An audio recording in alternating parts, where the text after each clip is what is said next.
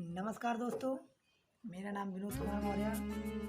मैं पढ़ाई के साथ साथ पार्ट टाइम में डायरेक्ट सेलिंग कर रहा हूँ। डायरेक्ट सेलिंग एमएलएम बोलते हैं, मल्टीपल मार्केटिंग। सही। जैसे जो टाइम आप इन्वेस्ट करते हैं, इधर उधर वेस्ट जाता है आपका टाइम, पूरी तरह खर्च कर देते, बर्बाद कर देते अपने समय को। अगर उसी समय को आप उठाकर पार्ट टाइम में इस डायरेक्ट सेलिंग को करते हैं तो आपको कितना बड़ा हासिल प्राप्त हो सकती है। आइए, मेरा नाम विनोद कुमार मौर्य है। मैं वासी सिद्धार्थनगर का रहने वाला हूँ। मैं पढ़ाई करने के साथ यहाँ से कंपनी को ज्वाइन करके बेहतरीन तरह से काम करके मैंने फर्स्ट लेवल अचीव किया है। 3950 रुपये चेक ये शो करता है। और तुरंत थर्सडे डे को हमारी कंपनी का नियम रखा गया। थर्सडे डे को यहाँ पे कंपनी में क्लोजिंग होता है और फ्राइडे सुबह के टाइम आपका इनकम को ट्रांसफर कर दिया जाता है आपके अकाउंट में। फर्स्ट लेवल अचीवर में गोरखपुर सेमिनार में मीटिंग में गया था। वहाँ पर मुझे सम्मान के साथ साथ मेडल मिला और मेडल तो मिला, लेकिन वहाँ पर जो बोलने का मौका मिला और लोगों का जो सम्मान मिला, लोगों के साथ जो मिला, बहुत बेहतरीन। देखिए, मैं रॉयल लाइफ का फर्स्ट लेवल अचीवर इतनी बड़ी हस्ती है ये, आपको सम्मान मिलेगा, इनकम भी मिलेगा और साथ ही साथ आपके माता पिता वर्ल्ड टूर और इसमें आप पैसे से स्वतंत्रता, कोई चीज़ की ना डिप्रेशन ना चिंता, हर चीज़ पे आप करना क्या पार्ट टाइम, कुछ नहीं दिक्कत आएगा। आने वाली समस्या क्या आती है, नेटवर्क मार्केटिंग लोग क्यों छोड़ देते हैं, इसका कारण हो सकता है आपको उनके अपलाइन ना बेस्ट मिले हों,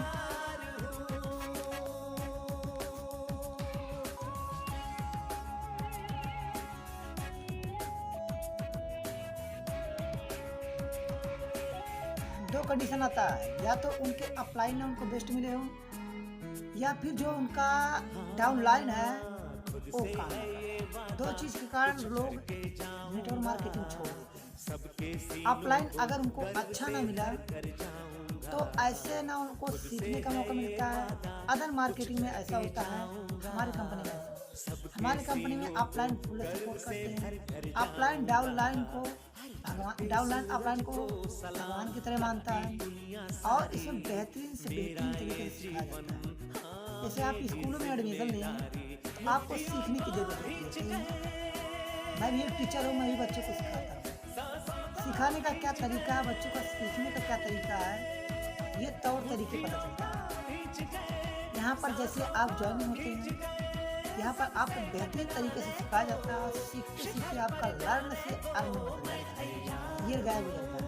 कहते हैं कोई भी काम कीजिए तो दिमाग को खोल दीजिए। मान लीजिए लाइक के पैराशूट, हमारे मस्तिष्क होता है वो पैराशूट की तरह काम करता है। जब तक पैराशूट खुलता नहीं तब तक कार्य नहीं होता। इसी प्रकार हमारा माइंड है, जब तक आप अपने माइंड को खोलेंगे नहीं तब तक आपका माइंड कार्य नहीं होगा। ये 100% है। अब आते हैं, समस्या आता है कि कुछ लोग में IMC एक लीडर से मिला था, मैंने हमसे कहा कि लोग ज्वाइन नहीं होते। सही है, लोग ज्वाइन नहीं होते हैं। आपने कितना सीखा और किस प्रकार सीखा है कि लोग डिपेंड इस पर करता है। 100% सही है। अब लोग जो बताने जाएंगे आप तो उनका एक रेशियो निकल के आता है, जो आप एक किताब लेकर उसे पढ़ते हैं, सवाल ही जवाब, क्वेश्चन इज द आंसर। एक बुक है, उसमें बेहतरीन तरीके से हलीम साहब ने बताया, हलीम पैलेस ने बेहतरीन तरीके से समझाया है कि जब आप किसी को प्लान दिखाने जाते हैं, एक रेशियो निकल के आता है। अगर 10 लोगों को प्लान दिखाने गए, 10:6:3:1 का, सही है। अगर आप 10 लोगों को प्लान दिखाने जा रहे हैं तो उसमें 6 लोग तो राजी होंगे, आपकी बातों से सहमत होंगे, और 4 लोग तो उसी वक्त नाराजगी कर देंगे, नो बोल देंगे, नहीं बोल देंगे। 6 लोग एक्साइटेड होंगे। अब अच्छा, 6 में 3 लोग आपके साथ संगत देंगे, और 3 में से 1 लोग आपको डीडी देगा, आपके साथ ज्वाइनिंग आएगा, आपके साथ आए। तो जो रेशियो निकल के आया 10 अनुपाते 6 अनुपाते 3 अनुपाते 1 का रेशियो बन गया। सही है। कुछ लोग कहते हैं, मैक्सिमम सवाल पूछते हैं, प्लान दिखाने से उतना नहीं होता, प्लान दिखाने से आपका बोल चाल बदलाव में ढंग आता है। अगर आपको बोलना नहीं आता, जितना प्लान मार सकते हैं आप उतना प्लान बेहतरीन तरीके से मारिए, जितना प्लान दे सकते हैं उतना प्लान बेहतरीन तरीके से आप मारिए। सही है। अगर आपका बोलने को ढंग नहीं है तो जितना प्लान आप दे सकते हैं बेहतरीन तरीके से उतना प्लान दीजिए। आप बोलने का तरीका, तौर तरीका पता चल जाएगा। ये मतलब नहीं निकलेगा कि गेस्ट आपके साथ आते हैं कि नहीं आते हैं। आप वहाँ प्रेजेंटेशन पता चलेगा, स्पीच आपका कैसा जा रहा है ये पता चलेगा, आपका दिखावा कैसा आ रहा है ये पता चलेगा। ये 100% तय है।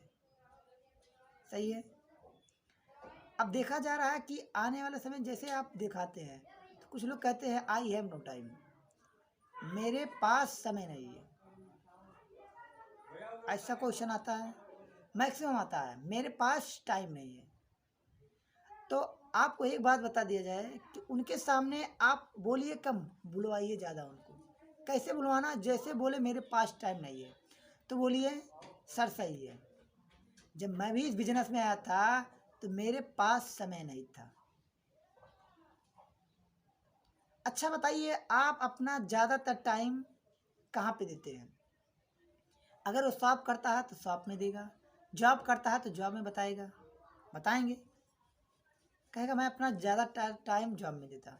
सर बताइए, अगर आपको आने वाले समय में टाइम ही टाइम रहे तो कैसा हो रहेगा? आपके लिए कैसा रहेगा? कहेगा बहुत बेस्ट रहेगा, बहुत अच्छा रहेगा। सही है। और दूसरा कंडीशन यहाँ पे आता है, जैसे कहेंगे मेरे पास टाइम नहीं है, उसके अगला जस्ट उनका क्वेश्चन होगा आई हैव नो मनी, मेरे पास पैसा नहीं है, मेरे पास। तो उनको उस समय ये बताइए कि सर सही है, मैं भी जब आया था प्रेजेंट टाइम में जॉब में तो मेरे पास भी पैसा नहीं था। अगर एक बार जिंदगी बदलने का अवसर मिले तो क्या कर्जा लेकर आप जिंदगी नहीं बदल सकते हैं? या फिर उनसे ये पूछिए, अगर आपके पास पैसा नहीं है, उनका आंसर मत दीजिए। कोई भी क्वेश्चन पूछे उनका आंसर आप मत दीजिए। ज़्यादातर लोग यही करते हैं, जब वो क्वेश्चन पूछते तो उनका बायोडेटा बताते हैं, ये ऐसे तब ऐसे तब ऐसे होता है। क्वेश्चन का आंसर मत दीजिए आप, ये ज़्यादातर गलती करते हैं। आप उनसे रिपीट कीजिए क्वेश्चन, सर बताइए आपके पास पैसा नहीं है, ये कहने में आपको कैसा महसूस हो रहा है? What is felt you have no money, I have no money, कि आपको कैसा महसूस हो रहा है कि आपके पास पैसा नहीं है? सही है सर, कैसा फीलिंग कर रहे हैं? तो बोलेगा बात तो सही है, ऐसा तब ऐसा, कुछ ऐसी समस्या है। अगर आप बिजनेस को नहीं करते हैं तो जो काम कर रहे हैं वो काम तो करेंगे। ये सब बातें उनसे मत पूछिए, ऐसा तो होता है तब ऐसे होता है, उनको बोलने दीजिए। अब एक पास क्वेश्चन पूछकर चुप हो जाइए कि आपके पास पैसा नहीं है, आप कैसा महसूस करेंगे? सही है।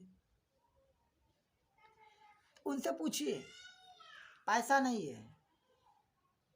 अब एक अगला ये जब स्टेप नागते हैं तो कुछ समय बाद वो कुछ बोलेंगे कि इस कारण पैसा नहीं है, मैं ये करता हूँ इस कारण मुझे पैसा नहीं है। सर आपके पास पैसा नहीं है तभी तो आपको प्लान बताया जा रहा है कि आने वाले समय में आपके पास पैसे की कमी ना हो। सही है। उसके बाद उनके क्वेश्चन निकल के आता है आप कितना कमाते हैं? वहीं पे गेस्ट पूरी तरह से चुप हो जाएगा, क्योंकि देखा जा रहा है कि गेस्ट को ज्वाइनिंग होते समय 2 से 3 महीना या कुछ दिन लगा है,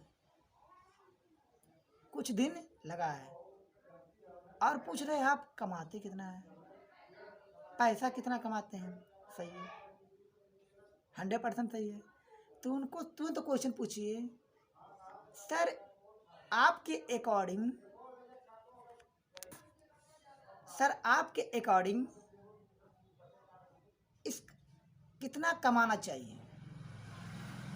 आप कह रहे कितना कमाते हैं, तो उनसे पूछिए आपके अकॉर्डिंग कितना कमाना चाहिए।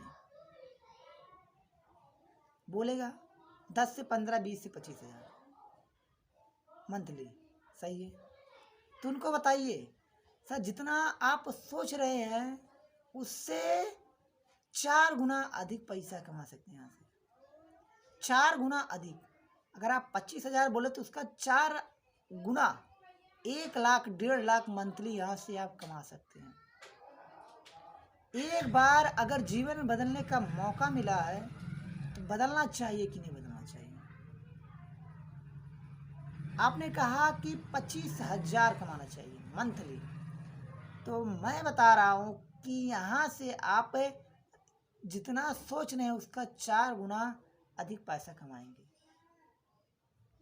इसी प्रकार लगे रहिए अपने बेहतरीन से बेहतरीन डाउनलाइन,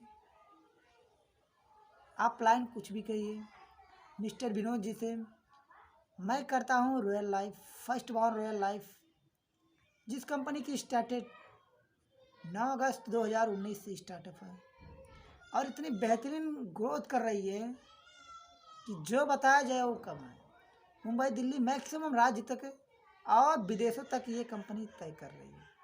आने वाले समय में 2025 तक मैं डायमंड बन के दिखाऊंगा, जिसका कीमत है 2.5 लाख रुपया पर वीक। मैं डायमंड बनूंगा, मैं 2.5 लाख रुपया पर वीक।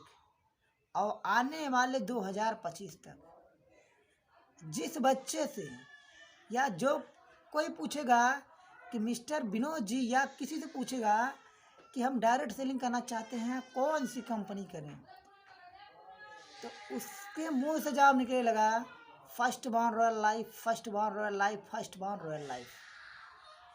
किसी से पूछिए 2025, 2021, 2025, 21 में देखा जा रहा है कंपनी इतनी तेजी से ग्रोथ कर रही है, तो आने वाले 2 साल में इतना बेहतरीन ग्रोथ कर रही है। 2021 में आने वाला जो 2025 आएगा, आप किसी से भी पूछ लीजिए कि कौन सी, कोई पूछेगा कौन सी कंपनी ज्वाइन करें हम डायरेक्ट सेलिंग, तो first born royal life 2025, only one target 2025। I am diamond. Monthly salary होगी 2.5 लाख रुपये, वीकली सैलरी 2.5 लाख रुपया और मंथली सैलरी 10 लाख रुपया मंथली। ये निश्चित है, तय है, 100% है। लगे रहिए आपके अपने तहे दिल मिस्टर विनोद जी।